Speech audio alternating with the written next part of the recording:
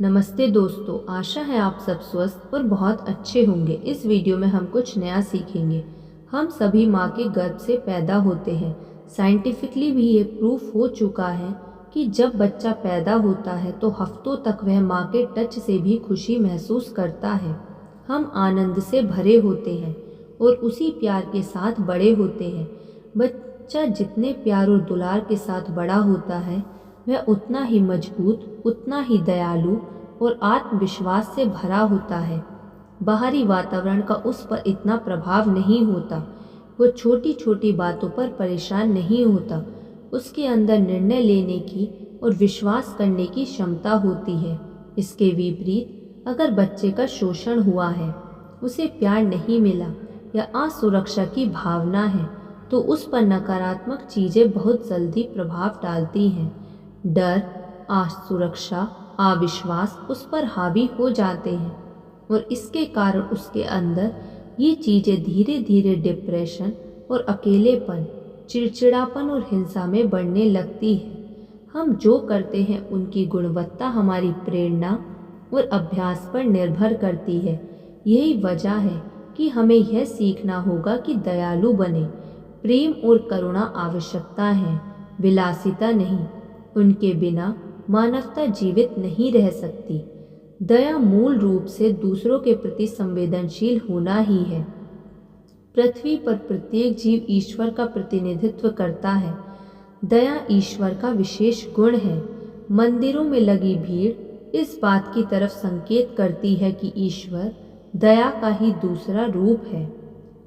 इस जीवन में हमारा मुख्य उद्देश्य दूसरों की मदद करना होना चाहिए, और अगर आप उनकी मदद नहीं कर सकते हैं तो कम से कम उन्हें चोट तो मत पहुंचाइए। सिर्फ अपने दोस्तों के लिए ही नहीं, बल्कि सभी के प्रति दयावान बने। हम देखते हैं जितनी भी प्रार्थनाएं हैं दया और परोपकार पर बल देती हैं। रोज़मर्रा की ज़िंदगी में भी हमारे आसपास सभी व्यक्ति ऐसे होते हैं जो दयावान ना होकर भी खुद को अच्छा दिखाने की पूरी कोशिश करते हैं। क्यों? क्योंकि यही हमारा कर्तव्य है। सच्चा सुख शांति में है। शांति राग, द्वेष, भय, घृणा, ईर्ष्या, हिंसा से नहीं मिलती। ये सिर्फ मानसिक परेशानी का कारण हो सकती है। शारीरिक सुख मानसिक पीड़ा को कम नहीं कर सकता।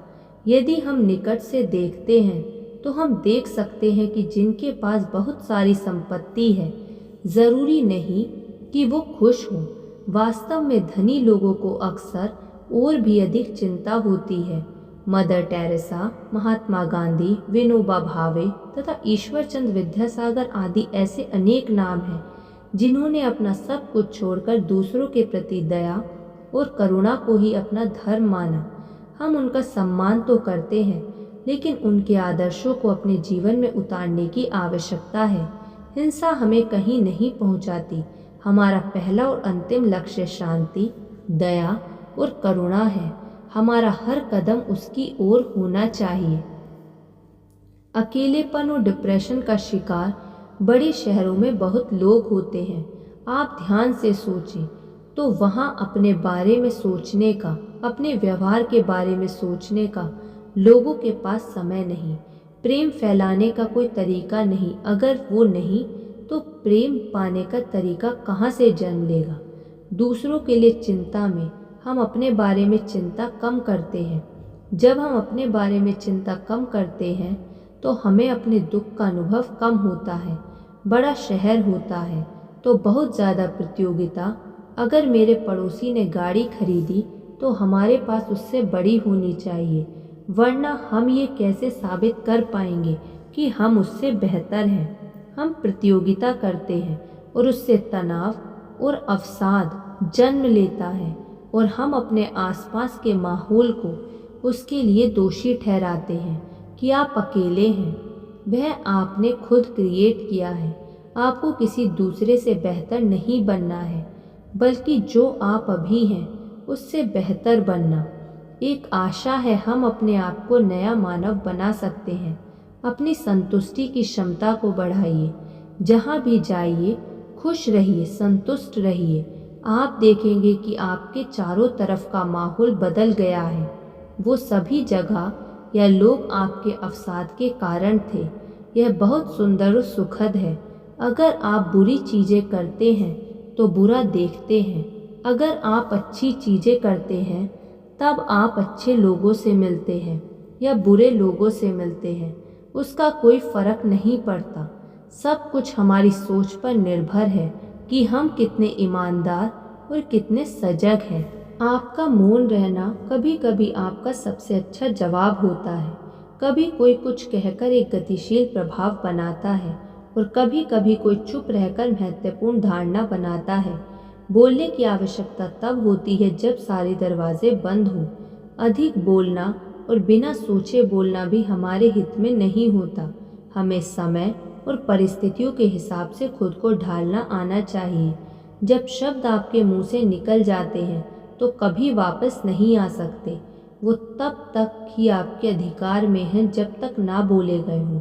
हम आसपास देखते हैं कुछ महान लोग मौन व्रत धारण करते हैं। वो इसलिए हम जितना कम बोलते हैं अपने साथ उतना ही समय गुजारते हैं। हिंदू धर्म में कुछ मौन व्रतों का प्रावधान भी है। इससे हम अपनी ऊर्जा को संरक्षित कर पाते हैं। हर दिन कुछ समय अकेले में बिताएं, सकारात्मक रहें और समय का सदुपयोग करें। समय का उचित उपयोग बहुत महत्वपूर्ण है, जबकि हमारे पास ये शरीर है और विशेष रूप से यह अद्भुत मानव मस्तिष्क है। हर मिनट कुछ कीमती है। सकारात्मकता हर बुरी चीज में अच्छाई दिखाने की ताकत रखती है।